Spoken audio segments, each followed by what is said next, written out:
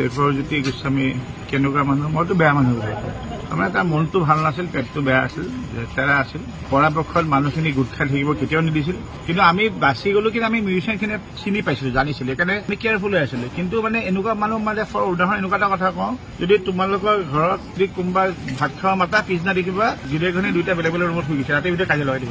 তাৰমানে সি মেনিপুলেশ্যন কৰি তাৰ ভাল বন্ধুতাও ভাঙি দিব পাৰে তাৰমানে সেইখিনি কেপাচিটি আছিল। কিন্তু আমি মিউচুৱেল গোটেইখিনি যিহেতু একগোট হৈ আছিলো আৰু জানিছিলো তাক, সেইকাৰণে আমাক ময়াৰলি কৰিবলৈ কিন্তু পেটে পেটে গম পাই আছিলো, ট্ৰাইটো সদায় কৰি আছিল। চ' সেইকাৰণে দুখ লগা কথা কি, জুবিনে মোক কৈছিল যে মোৰ পুৰণা ভাল বন্ধু তইহে থাকিলে কোনো নাই। একচুৱেলি নাই নহয়, ওচৰ চাবও নিদিলে ন। জুবিনক এনেকুৱাকে ঘেৰাও কৰি থৈ দিলে, তাৰমানে এনেকুৱাকে এটা মানে চক্ৰব্যূহ বা লক্ষ্মণ ৰেখাৰ ভিতৰত থৈ দিছিল জুবিনক, যে ভাল মানুহ যিখিনি সঁচাই ৰিয়েল জুবিনৰ বন্ধু, যোনে দুটা ভাল উপদেশ জীৱনত দিব পাৰে, জুবিনক দুটা ভাল গাইডেন্স কৰিব পাৰে, সেইখিনি মানুহক সেইফালে ওচৰত আহিব নিদিলে। তাৰমানে বহুত ভাল বন্ধু জুবিনৰ ৰিয়েল ফ্ৰেণ্ড যিখিনি আছিল, যোনে সদায় জুবিনৰ চিন্তা কৰিছিল, সেইবোৰ জুবিনে মোৰ লগত দুখ কৰিছিল, মানুহখিনি নাই, সদায় কয় তয়ে থাকিলি মোৰ লগত। একচুৱেলি মই জানো মই থকা নহয়, তাৰমানে আৰু আছিল জুবিনৰ যোনে থাকিব বিচাৰিছিল, ই নিদিলে সোমাবলৈ।